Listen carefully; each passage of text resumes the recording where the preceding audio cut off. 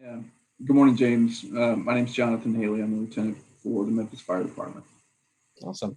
And Lieutenant Haley, we are just going to have a discussion today about Memphis Fire Department's use of zero RPM APUs, auxiliary power units, in your fleet of ambulances.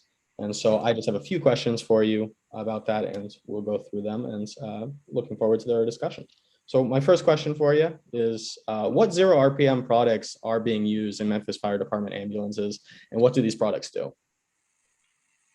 Um, the product that we're using from Zero RPM is idle mitigation piece. It's an auxiliary power unit. The actual model that we use is an IMS HA C12. And what it does is it shuts down the ambulance and at idle times and provides all the necessary electrical power to still run the heating, the air conditioning, all of the equipment, the monitors, anything that's in the cab of the ambulance, the patient compartment, the lights, the things on the outside, just to keep it operational, but without the engine running. Everything that we need, it runs that for Awesome. patient assessment and treatment. Awesome. That's amazing. Yeah. And with these, how many Memphis ambulances are using these APUs? We have five now. We ended up with one that we've had in service about 18 months. We saw the results from that quickly after about 9 months, just on the cost benefit, the mission savings, and what they were doing. So we added that purchase piece to all new contracts for ambulance procurement.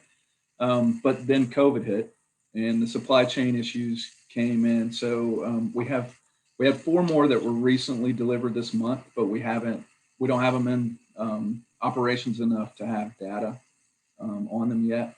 But so far we have five. We've got another seven ordered. They were the same thing with the COVID delay and the supply chain issues, and they should be in by the end of the year. And so then we'll have 12, and that's almost 33% of our ambulance fleet. Awesome. That's fantastic. Yeah. Yeah, and so you kind of mentioned already how long Memphis has been using these ambulances with that one that you did have about 18 months. With the results that you mentioned, what have been those fuel savings, the emission savings, cost savings that you've seen in that ambulance? Um, we saw around, and this was capturing data before the recent spike in fuel, but we were seeing about $6,000 to $7,000 a year annually in fuel savings, and I think it came up to almost like 2,500 gallons of diesel fuel.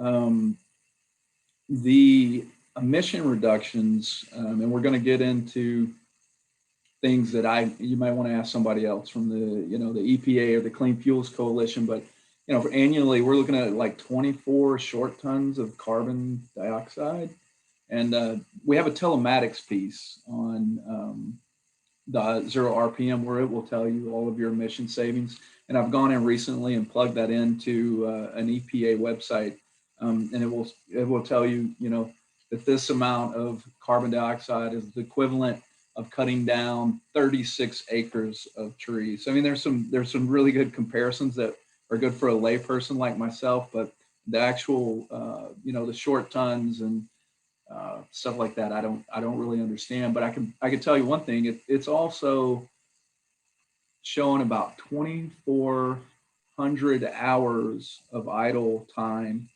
that annually that it's cut off, and that's been about 65 to 70% of the time that ambulance would be running. That there's not there's not, the engine's not producing emissions, or we're not burning fuel. Another good thing that we're seeing for us, out of service time is important because we're so busy here in the city that there's frequently times where calls come up when we don't have an ambulance in service. So out of service time for preventive maintenance is an issue. Besides the cost of preventive maintenance itself, we want to have the ambulances out there doing their thing. But on the ambulances idle mitigation, since we do our preventive maintenance over engine hours, with all these hours reduced, we're showing over the same amount of time where an ambulance without the APUs would go in for preventive maintenance about 3 times. Idle mitigation is only going in once. And putting that into a dollar amount, it's somewhere around $1,500 to $2,000 in addition we're saving annually by not having to do that preventive maintenance.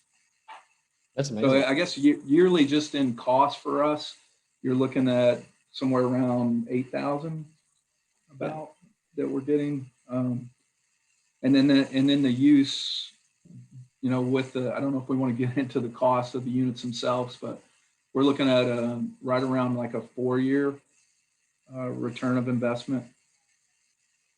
And that's not factoring in, the actual emissions reduction and the cost, if we can put a dollar amount on that.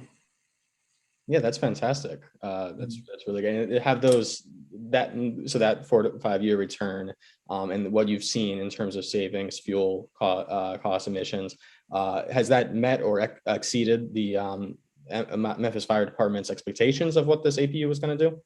I think I think it has, because they have originally, our division chief of EMS, Chief Sullivan, she went to NYFD and did some preliminary discussions about these units and what they were doing. We didn't really know. We thought it would work, and we thought it would really be beneficial to what we were trying to do, but we didn't know until we had them in, and obviously it did, because after 9 months we added them to every ambulance purchase going forward. So yeah, it has exceeded or met or exceeded what we thought it should do. Awesome, that's fantastic. Yeah. Yeah. So in terms of the actual like on the ground experience, have ambulance crews said anything about APUs in terms of not having to work around the fumes coming out of the ambulance during idle time, or the noise reduction, the kind of like on the ground experience? Yeah, it's been like a really positive reception from the staff, the guys that are, or the crew that's working on those ambulances.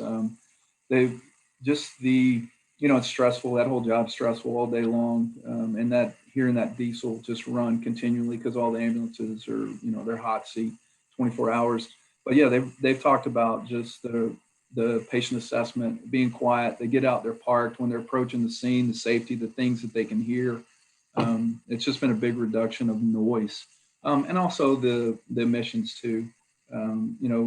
Working around that ambulance and going into the different compartments and just having that exhaust and the heat, it's just added things. And if we can reduce any of that to just make it a calmer environment for them and the patients, that's a bonus. They did say that it was a little bit